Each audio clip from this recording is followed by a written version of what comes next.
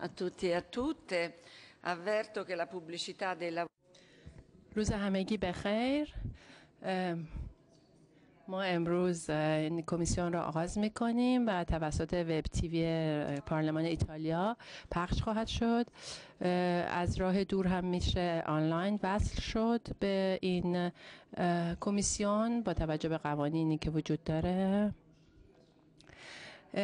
دلیل اینکه ما اینجا هستیم این که به دلیل برای دفاع از حقوق بشر و با توجه به اینکه انجمن رت 23 فوریه از ما درخواست کردن که اینجا حضور داشته باشن، من تشکر میکنم از حضور خانم مانوئل توشیلیانو که سخنگوی انجمن 23 فوریه هستند و خانم زهرا براتی و آقای گلاغا جمشیدی که پناهجویان افغانستانی هستند.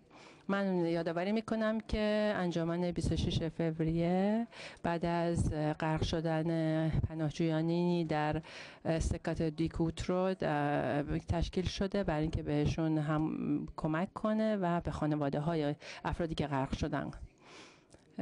بعد از اون امروز صبح بعد از حضور نمایندگان افغانستانی United for Humanity و اینترسوس ما میخوایم در مورد شرایط حقوق بشر در افغانستان و با توجه خاصی به شرایط پناهجویان افغانستانی کارها رو جلو ببریم. ما درخواست میکنیم که در واقع درخواست ها این هستن که یه سری کریدورهای انسانی تشکیل بشن برای انسان‌هایی که در شرایط نابسامانی به سر میبرن به شکلی که بتونن این افراد از کشور افغانستان به شکل امنی خارج شوند و در این شرایط ناامن و خطرناکی قرار نگیرن که غیر قانونی از کشور خارج بشن. ما تقاضا میکنم از دوستان که شروع بکنن صحبتشون و خواهش میکنم بیشتر از 10 دقیقه سعی کنین سخنانتون طولانی نشه. بنابراین شروع میکنیم. بخوایم دکتر ستیلیانو. خیلی متشکرم. من مانوئل توشیلیانو هستم و نماینده رت 23 فوریه هستم. ما فردای اون تراژدی کوترو به وجود اومدیم برای اینکه کمک میکنیم به کسایی که نجات پیدا کردن از اون غرق شدن. ما فکر کردیم این که بسیار مهمه که ما بتونیم این کار را انجام بدیم به خاطر اینکه تراژدی که اتفاق افتاد در کوترو در مرزهای ما در دریاهای ما اتفاق میافتن خیلی غیر ممکن به نظر میرسه برای افرادی که فرار کردن، زنان و مردان و بچه هایی که از برای یک آینده بهتر به کشورهای ما پناه آوردن و ما کودکان ما از ما پرسش خواهند کرد در آینده. نوه های ما این سوال ها را کردن که چرا این اتفاق افتاد. من امروز با 2 نفر اینجا هستم که هر دوشون افراد عزیزی را از دست دادن توی کوترو و اینجا هستن. اونها به عنوان پناهجویانی هستن که اینجا آمدن و افراد بسیار عزیزی را از دست دادن در این تراژدی کوترو و آنها هم مثل افرادی که از دست دادن حق داشتن که اینجا ازشون نگهداری بشه و چون داشتن از یک کشور که به زانو در آمده به واسطه جنگ فرار میکردن. تعداد افرادی که روی اون قایق بودن زیاد بود، تعداد زنها زیاد بود و تعداد زنها و کودکانی که همین روزهای اخیر جانشون را از دست دادن در یک غرق شدگی دیگه. زنان افغانستانی مثل زهرا، زنان ایرانی، زنان سوریه‌ای که ما براشون خودمون رو به هر در و دیوار میزنیم برای اینکه ازشون از راهپیمایی هاشون و اعتراضاتشون دفاع کنیم، ولی وقتی اونا تلاش خودشون رو میکنن که بیان و به کشور ما بیان تا بتونن یک زندگی با کرامت انسانی و آزاد داشته باشن، اون موقع شرایط فرق میکنه. میکنه. ما میدونیم که به عنوان حقوق جهانی حقوق اولیه بشری به هر زن و مرد و کودکی تعلق دارد. خب ما چه کار میکنیم؟ ما چه جوری به اونا کمک میکنیم؟ چه کارهای قانونی برایشون فراهم میکنیم که بتونن به شکل امنی وارد کشور بشن؟ آخرین گزارش امرجنسی به ما نشون میده که افغانستان متاسفانه در رسانه ها دیگه دیده نمیشه و یکی از بدترین تراژدی های انسانی در اونجا در حال انجام هست. فقر به شدت وجود داره و همینجور خشکسالی و عوارض طبیعی. بعد از اینکه در آگوست 2021 طالبان به کابل رسیدند، کمک های جهانی به کم شدند و شرایط به شدت در افغانستان بد شد. جامعه جهانی و دلیگیشن های از کشورهای مختلف غربی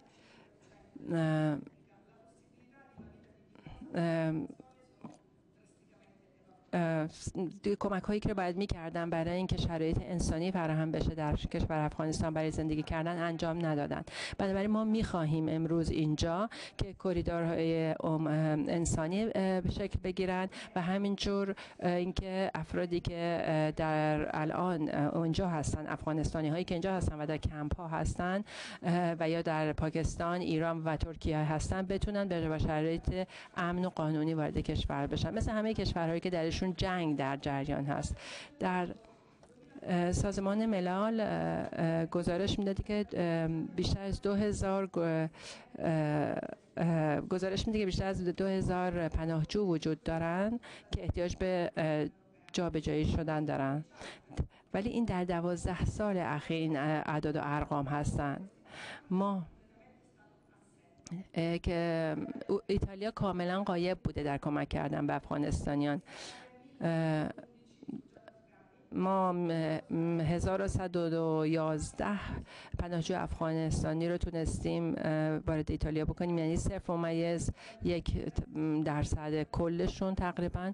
ما میخواییم که در مورد افغانستان کاری انجام بدیم و همینطور در مورد تراژدی هایی که در کشور ما انجام میشه.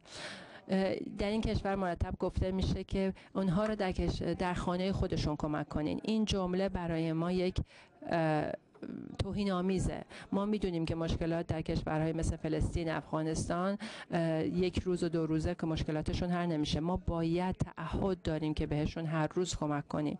در رسانه ها باید به این مسئله پرداخته بشه. ما باید درک کنیم که ما نمیتونیم این افراد رو قربانی کنیم، یک نسل رو قربانی کنیم. اونها هم حق دارن که زندگی کنن و زنده بمونن. این زنان و مردان حق دارن زندگی کنن، رویا ببینن و کار کنن و مثل ما، مثل من و مثل شما و این حقوق رو الان دارن.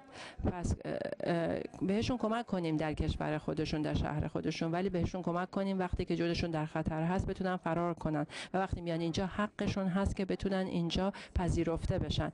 نباید سرمون رو زیر خاک بکنیم، زیر شن بکنیم. این شنی که سرمون زیرش گذاشتیم کاملا پر از خون هستش. خیلی ممنونم از خانم شیلیانا و درخواست میکنم از خانم زهرا براتی که صحبتش خودشون رو آغاز بکنن.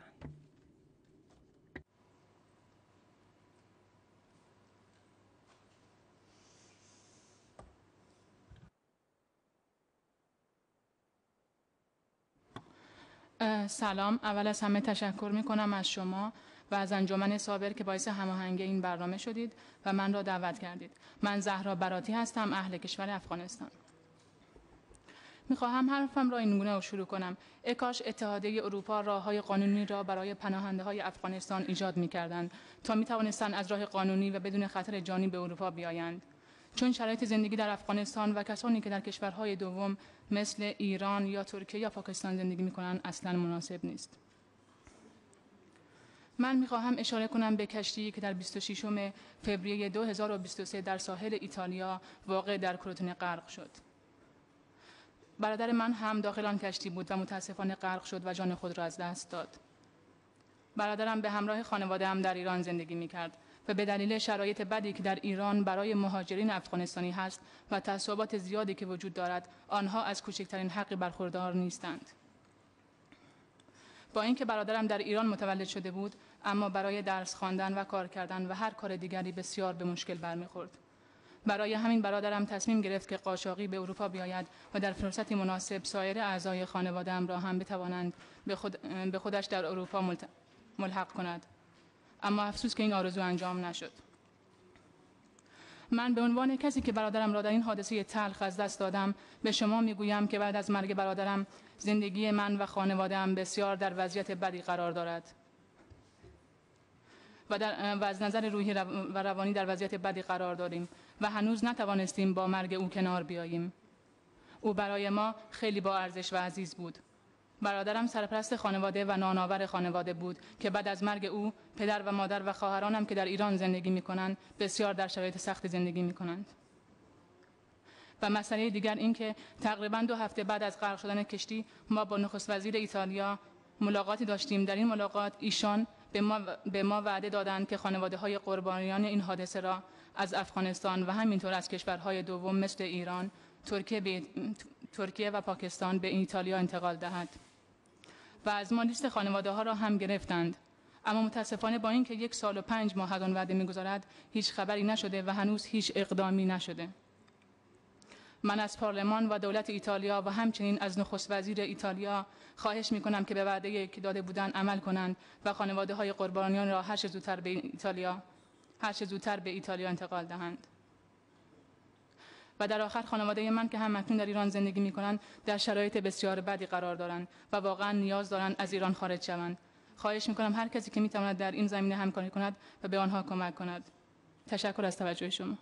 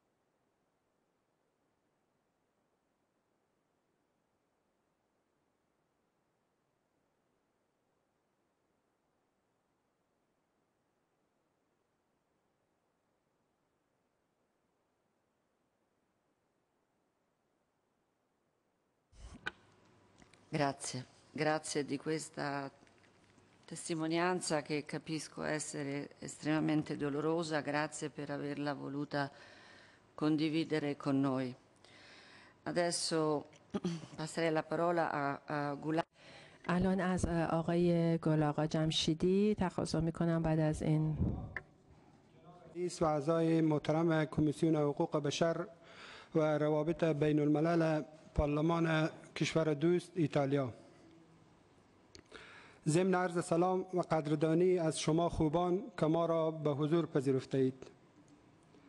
من گل آقا جمشیدی، استاد دانشگاه و رئیس دفتر استانداری هرات در عهد جمهوریت و نامزد پیشین پارلمان افغانستان، فعلا پناهنده سیاسی مقیم شهر پلاجانو تورنتو ایتالیا هستم که پس از سقوط نظام جمهوریت همراه همسر و 3 فرزندم به تاریخ 25/1/2022 به ایتالیا منتقل شدم و به خاطر نفقه خانواده امروز در داخل باغ‌های ایتالیا کار کشاورزی را انجام میدم. قابل یادآوری است که در طول 6 ماه گذشته سال جاری برای من 74 روز کارگری مساعد گردیده است، آن هم ساعت 6 یورو، در حالی که در طول 40 سال گذشته در باغ پدری هم همچو کارهای شاقه را انجام ندادم. چندین ایمیل به پروژه سای روم و شهرداری پلاجانو بابت تمدید پروژه‌ای که از پناهنده‌های سیاسی حمایت صورت می‌گیره فرستادم. متاسفانه پاسخ مثبتی دریافت نکردم و به تاریخ 17/6/2024 از پروژه سای اخراج شدم.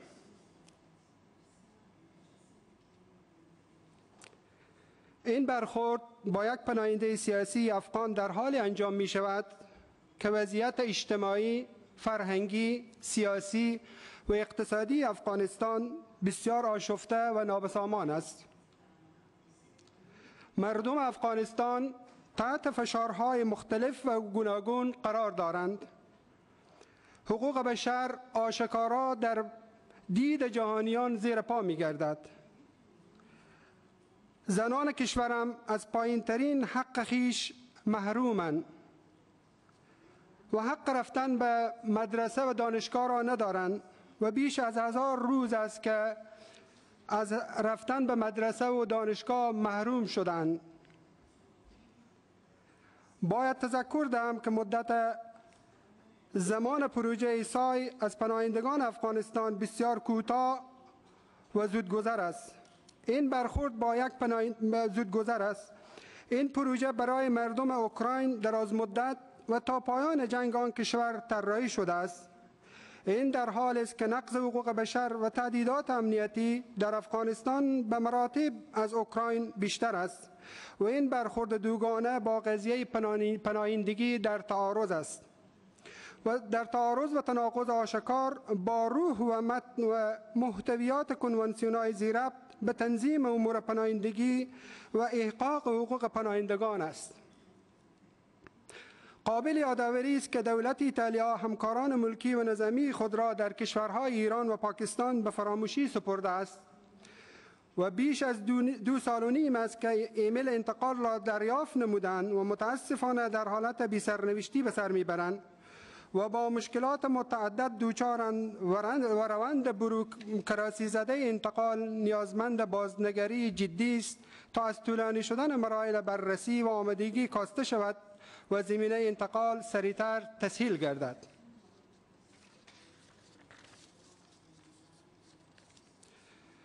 به اجازه شما به صورت فشرده از سانحه قایق چوبی 26 فوریه 2023 یادآوری می نمایم. پسر عمویم وزیر احمد زینال که از افسران برجسته امنیتی در نظام جمهوریت در شهر هرات افغانستان بود و با نیروهای ناتو به ویژه نظامیان ایتالیایی که در شهر هرات افغانستان مستقر بودند همکاری مستقیم داشت. بعد از تحول سیاسی در افغانستان او مجبور شد همراه خانم و 2 فرزندش افغانستان را ترک و به ایران فرار نماید و بعد از وصول به ایران به وزارت دفاع ایتالیا و سایر کشورهای اروپایی و آمریکا ایمیل فرستاده بود تا در قسمت انتقال آن اقدام فوری نمایند. ضمن تعهد دولت ایتالیا برای انتقال اما 1 سال گذشت و در قسمت انتقال آن اقدامی صورت نگرفت.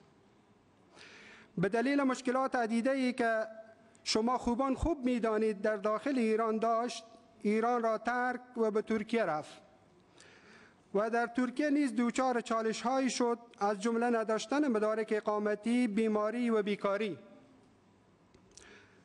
او به فکر این که به ایتالیا برسد با سوابق کاری که با دولت ایتالیا دارد در ایتالیا مورد حمایت قرار می‌گیرد.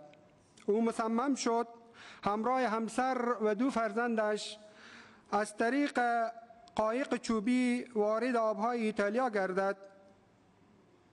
متاسفانه این سفر ناتمام ماند و هر 4 نفر خانواده در دریای مدیترانه در سواحل کلبریا جانهای خود را از دست دادند و هر 4 جنازه را به افغانستان انتقال دادند.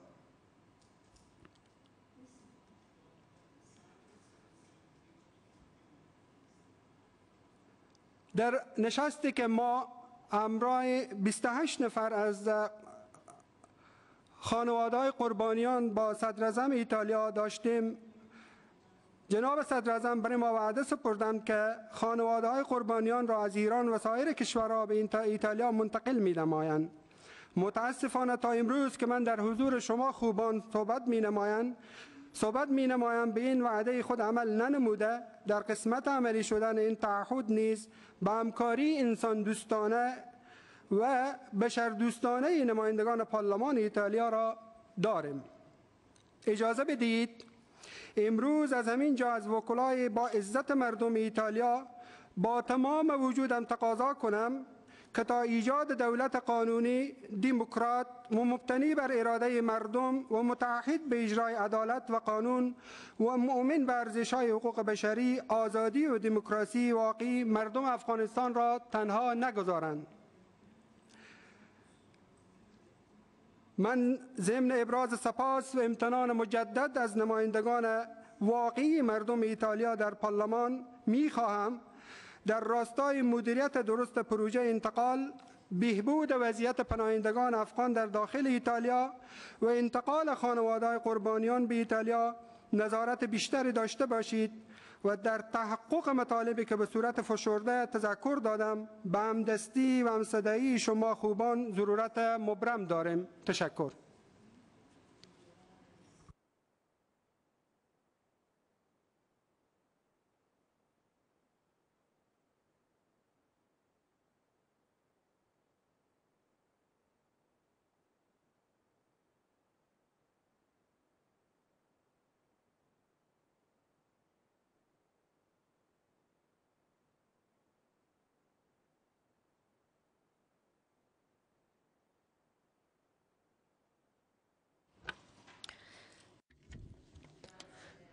خیلی ممنون آقای پروفسور جمشیدی. حالا که میدونیم که شما یک استاد هستین، درسته که به عنوان استاد از شما یاد کنم. الان از همکارانم میخوام اگر سوالی دارن از آقای پورتا. خیلی ممنون از شما. گروه 26 فوریه و از نمایندگان افغانستان از طرف گروه حزب دموکراتیک پارتیتو دموکراتیکو از شما تشکر میکنم که اینجا هستید و همیاری سیاسی و انسانی خودم را به شما ابلاغ میکنم. من فکر میکنم که وظیفه این کمیسیون این هستش که تحقق و تفحص بکنیم در مورد اینکه چطور ایتالیا چه کاری داره انجام میده ایتالیا برای دفاع از حقوق بشر. متاسفانه مسئله افغانستان یکی در واقع یک نوعی از بی‌تفاوتی و دورویی رو ما شاهد هستیم در رابطه با افغانستان و در سیاست ایتالیا و سیاست بین المللی. من عضو از یک گروه پارلمانتار هستم، مجلس هستم که برای پناهجویان اوکراینی خیلی فعالیت کردیم و من معتقدم که همین نوع از پذیرش باید برای پناهجویان افغانستانی هم وجود داشته باشه. ما نمیتونیم دو تا روش متفاوت برای کشورهایی این چنینی داشته باشیم. ما حتما باید درخواست شما را قبول کنیم به عنوان این کمیسیون و کمیته حقوق بشر سازمان ملل. من واقعا خیلی متاثر شدم وقتی که چند روز قبل وزیر داخلی پیانتدوزی داشت در مورد این صحبت میکرد که تعداد افرادی که به شکل غیرقانونی وارد ایتالیا شدن و پناهندگیشون رد شده چقدر زیاده و از اصطلاحی که به کار میبرد این بود که حالا که نباید البته خیلی به این پیروزی خودمون مغرور باشیم، هنوز کار باید انجام بدیم. یعنی اینکه منظورش این بودش که یعنی ما باید افراد بیشتری رو پناهندگیشون رو قبول نکنیم و اتفاق در واقع منظور ایشون این بود که افرادی که از کشورهایی که درش حقوق بشر، حقوق زنان رعایت نمیشه، افرادی که فرار میکنن و میان به جاهایی مثل کوترو، اینها باید برگردونده بشن به کشور خودشون. و خیلی متاثر کننده بود و من امروز وقتی حرفای شما رو شنیدم خیلی احساس نزدیکی کردم با شما و به شما میگم که تمدن یک کشور به واسطه پذیرش افرادی که در خطر هستند اندازه گیری میشه. این اتفاقی که داره توی متاسفانه توی فرانسه و کشورهای دیگر اروپا هم میفته. من از شما تشکر میکنم که اینجا اومدین و درخواست‌هایی رو مطرح کردین. ما حتما درخواست‌های شما رو تحت نظر قرار میدیم و به کمیسیون امور خارجه هم منتقل میکنیم و به پارلمان هم منتقل میکنیم. همکارمون آقای بونلی، خیلی ممنون خانم مدیر. به خانم زهرا براتی و آقای جمشیدی سلام میکنم. مسئله خیلی ساده است. چند روز بعد از تراژدی کوترو، نخست وزیر ملونی در محل یک گروهی از خانواده های قربانیانی که زنده مونده بودن رو دعوت کرد و باهاشون صحبت کرد. البته این خبرنگاری اونجا نبود و پشت درهای بسته انجام شد این دیدار و این خانواده ها درخواست کردن که بتونن خانواده های رو بیارن بهشون ملحق بشن، الحاق خانوادگی بشن. ملونی گفتش که من نمیتونم همچین قولی بدم، ولی میتونم قول بدم که برم بروکسل و اونجا با بقیه افراد اتحادیه اروپا در مورد این مسئله صحبت کنم. خب چیزی که من میتونم به شما بگم اینه که این یک قول خیلی بی اساسی بود، به خاطر اینکه ما میدونیم که این خانواده ها در ایتالیا هستند و این الحاق خانوادگی یک مربوط میشه به دولت ایتالیا، نه به دولت های دیگه. بعضی از اونها هم در آلمان یا کشورهای دیگه شمالی هستن، مثلا خانواده زهرا براتی فکر میکنم توی سوئد هستن.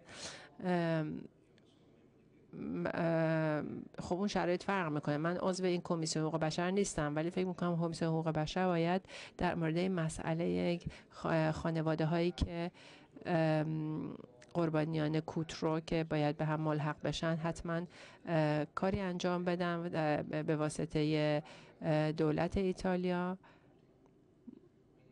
من فکر میکنم من میخواستم در مورد مسئله با کمیسیون صحبت کنم. اومدم اینجا که بهشون بگم که هر کدوم از ما درسته که نماینده پارلمان هستیم و میتونیم در حد خودمون کار انجام بدیم، ولی من میخوام که کمیسیون حقوق بشر و باید با وزیر امور خارجه و نخست وزیر صحبت‌هایی رو بکنن، مذاکراتی انجام بشه برای اینکه با توجه به صحبت‌های زهرا که بسیار دردناک بود و آقای پروفسور اینو بیشتر به یاد ما میارن این صحبت‌ها که ما باید کاری برای خانواده‌های قربانیان کوترو انجام بدیم. ما الان به شکل آنلاین خانم لیا کورتاپل از همکاران ما هستن. من هم از زهرا و استاد تشکر میکنم از اینکه اینجا اومدن. میدونم چقدر برشون سخت بوده که این شهادت رو اینجا در حضور ما بدن با صدای بلند. خیلی هم از مدیر کمیسیون تشکر میکنم به خاطر اینکه میدونم که اهمیت این کمیسیون خیلی برام قابل اهمیته. من میخواستم یک مطلب دیگه اضافه کنم و اونم اینه که به نظر من این کمیسیون باید بیشتر روی کریدورهای انسانی صحبت بکنن، فعالیت بکنن. افرادی که اینجا هستن افرادی هستن که حق داشتن که درخواست پناهندگی در ایتالیا بکنن. هر کدوم از اونها ما در مقابل هر کدوم از اونها یک مسئولیتی داریم و این تصمیمی که کشورشون رو ترک بکنن تصمیم بسیار سختی بوده و با توجه به اینکه تنها کشوری که هنوز کریدورهای انسانی داره با افغانستان، ولی تعداد افرادی که وارد این کریدور میشن خیلی کمه، ایتالیا هست. و بعد هم که افرادی که با کریدورها به اینجا میان، بعد هم اون اسیستانسی که یعنی کمک و همراهی که لازم دارن رو دریافت نمی‌کنن. من همونطور که زهرا گفت، ما باید بتونیم کمک کنیم به لحاظ روحی، روانی و به شکل هر شکلی به افرادی که عزیزانشون رو توی کوترو از دست دادن.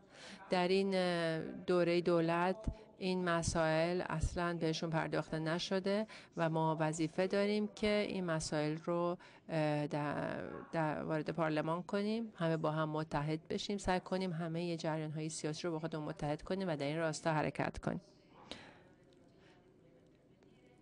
خیلی ممنون. اگر آقای فراتویانی هم میخوان صحبت کنن. بله، خیلی ممنون. من کوتاه صحبت میکنم. حرفای اصلی گفته شدن. همکارانم هم بیشتر حرفا رو صحبت زدن. تشکر میکنم از اینکه این نشست برگزار شده و من فکر میکنم که این اطلاعاتی که دریافت کردیم کانفرم میکنه که سیاست‌های مهاجرت در این کشور به شکل در واقع همیشه به شکلی که یک امرجنسی در کار بوده، یه شرایط فوری و امرجنسی بهش پرداخته شده، در حالی که این روش درستی نیست. بنابراین همونطوری که همکارم بونلی گفتن، به شکل درستی کار نشده. کلماتی که به کار میشن کلمات اشتباهی هستن. این مسئله مهم که خانواده های این افراد باید بتونن بهشون ملحق بشن، به شکل اشتباهی بهش پرداخته شده. باید سیاست های درست و دقیقی در این زمینه به وجود بیاد و ما باید به کارمون ادامه بدیم. متاسفانه دلایلی وجود دارن که در کشور ما که یک سیاست واقعی اصیل که بخواد با پدیده مهاجرت مواجه بشه وجود نداره و در واقع به شکل افراد برده میشن به سمتی که مجبور بشن به شکل غیر قانونی وارد بشن.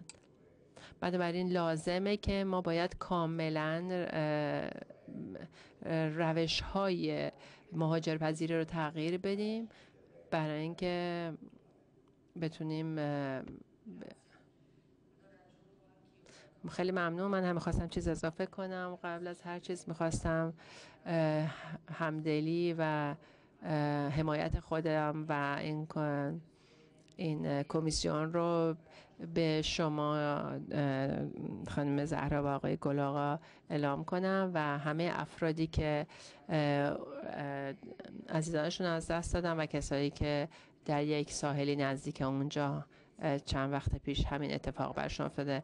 من به شما تسلیت و به اونها تسلیت میگم و به همه خانواده. چیزی که ما امروز شنیدیم جنبه‌های مختلفی داره. قبل از هر چیز ما باید در مورد شرایط زندگی افرادی که پناهجو هستند در ایتالیا به این موضوع باید توجه کنیم.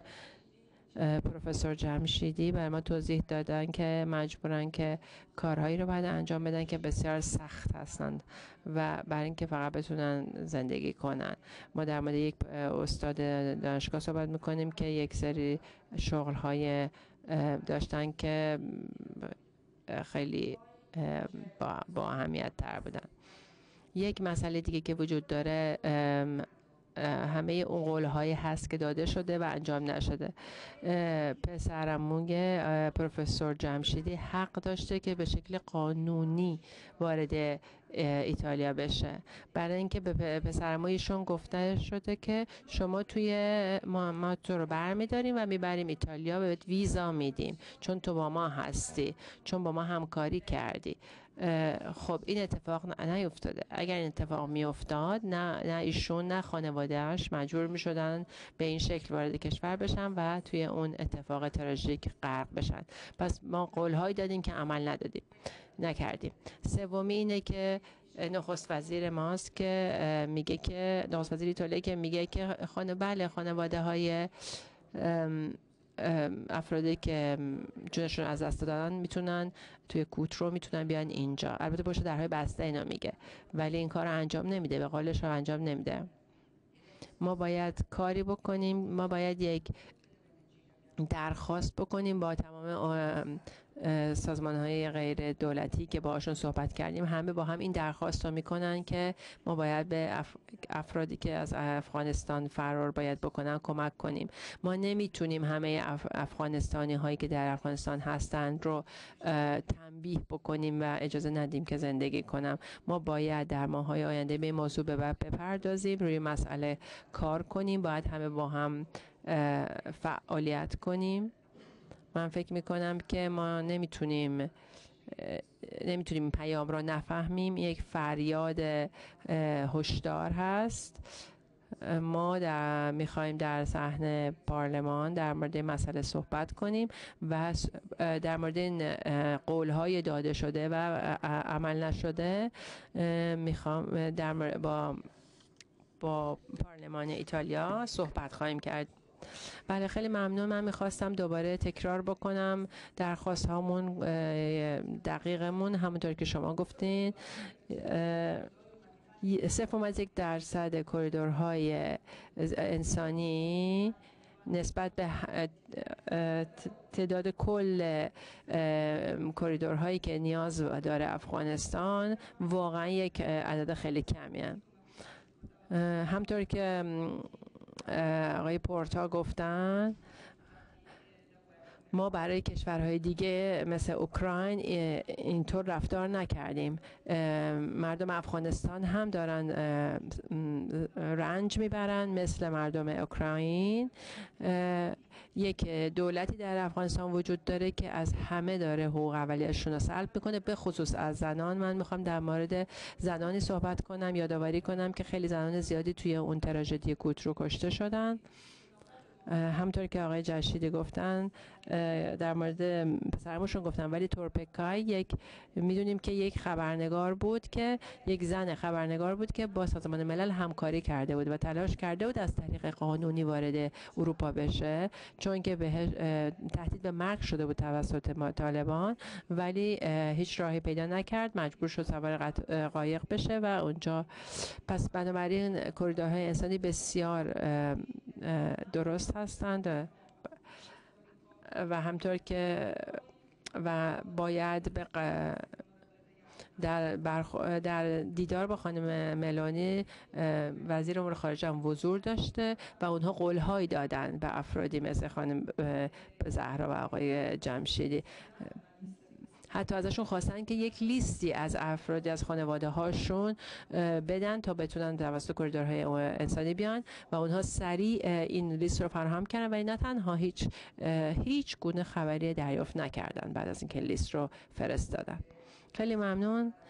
خانم زهرا براتی بفرمایید. من از همه شکرم. خواهش من از شما این است که انتقال خانواده های قربانیان باید در اولویت باشد. اما در رابطه با موضوع برادرم که در فنلاند دفن شده است، برای من فرق ندارد خانواده من به ایتالیا بیاید اوکی هست، چون آنها نیاز دارند از ایران خارج شوند به دلیل شرایط سختی که در ایران هست.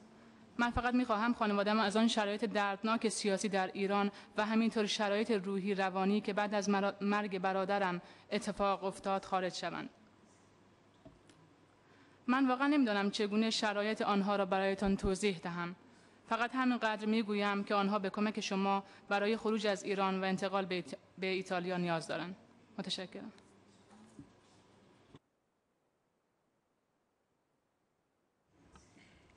Grazie. Professor Jamshidi.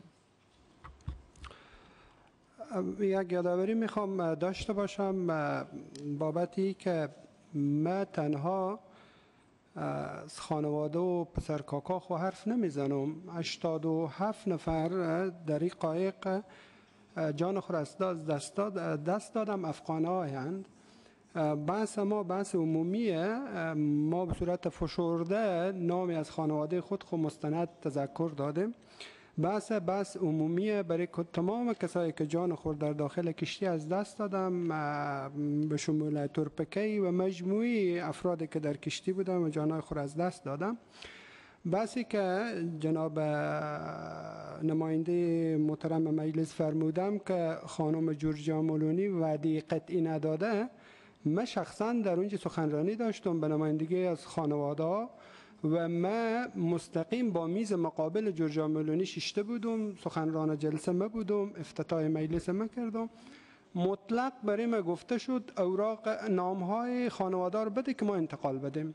من برای اینا فرمودم که همین لحظه ما نمیتونیم تمام خانواده رو اسم نویسی کنیم. شما نماینده های پرفکتورای کروتونر بفرستیم به هتل روسا سرخ که ما مسکن گزینیم، در رو هتل اونا بیام نامه رو بگیرن.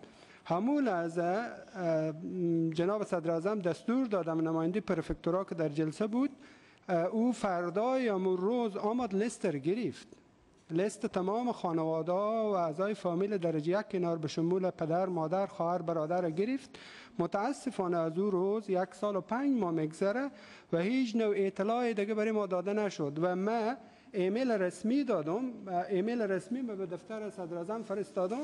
ایمیل رسمیه که من دفتر صدر اعظم روان کردم و دفتر صدر اعظم تقاضا کردم که به تعهدی که دادیم برای ما پاسخ بدیم که خانواده هر لحظه برای ما تماس میگیرم. متاسفانه حتی ایمیل ما پاسخ داده نشد، چی مثبت چی منفی. بحث ما است که بحث بشری است، بحث انسانی است، بحث است که ما ایتالیا یکی از کشورهای که واقعا در قسمت حقوق بشر، حقوق انسانی دست بالا داره. ایتالیا با تاریخ طولانی که داره ما توقع داریم که کنار ما باشه. ما سوابق بسیار تاریخی داریم با ایتالیا. رئیس جمهورها ما اینجا بوده، شاهها ما اینجا بوده. این روابط ما میخوایم مستحکم باشه. فرزندان ما در داخل ولایت هرات به خاطر از نیروهای انتظامی ایتالیایی جانا خود از دست دادن، قربانی دادن، خود کشته دادن. امروز اگر یک افغان مجبور میشه از راه غیر قانونی بیای، به خاطر موضوعات اقتصادی نیست، فقط به خاطر موضوعات سیاسی و امنیتی و چالش‌هایی که سر راه زن و مرد افغان وجود داره.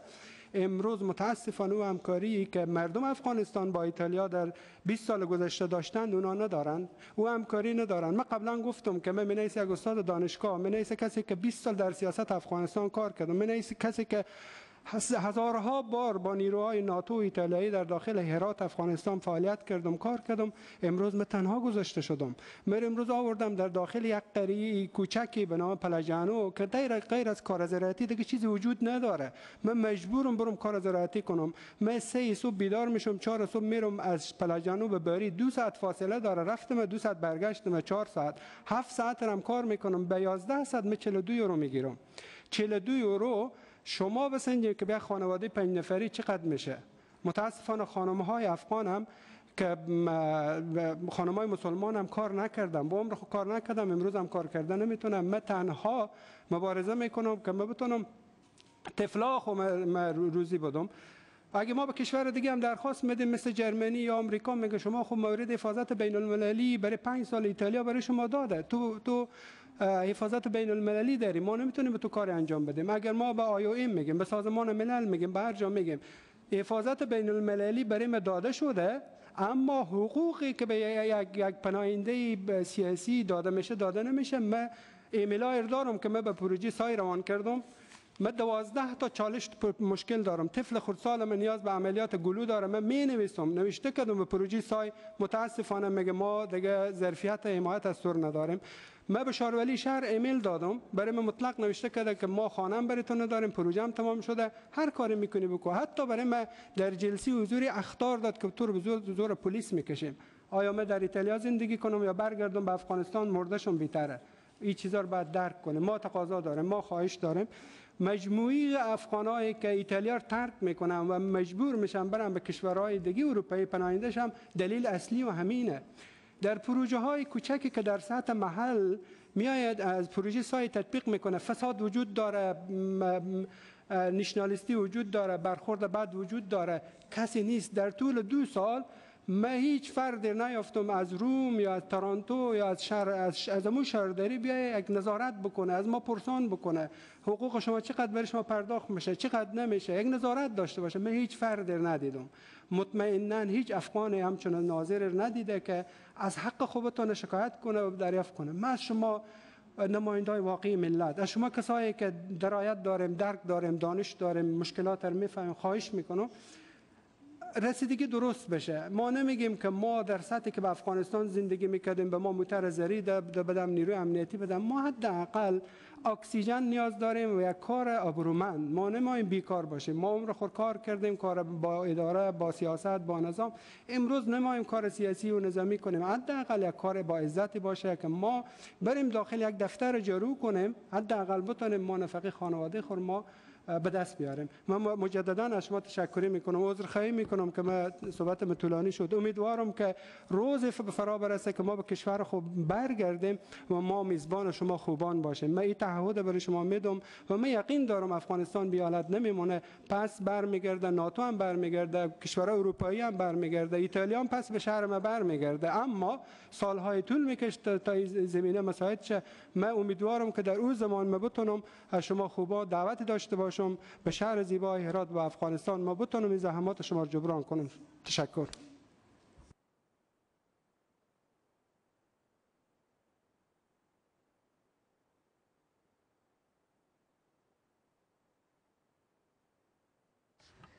Grazie. خیلی ممنونم. من امیدوارم که بتونیم این مسائل در صحن مجلس مطرح بکنیم، در موردش صحبت کنیم. حتما در ارتباط خواهیم بود، مثل تا الان هم با خانم شیلیانو در ارتباط موندیم. وقتی که اومدم کوترو بهشون گفتم که ما حتما با هم در این کار رو خواهیم کرد، در مجلس مطرح خواهیم کرد. بدونید که تنها نیستید. ما افرادی وجود دارن که برایشون حقوق بشر و حقوق انسان ها مهم هستن. ما در کنار شما خواهیم بودین و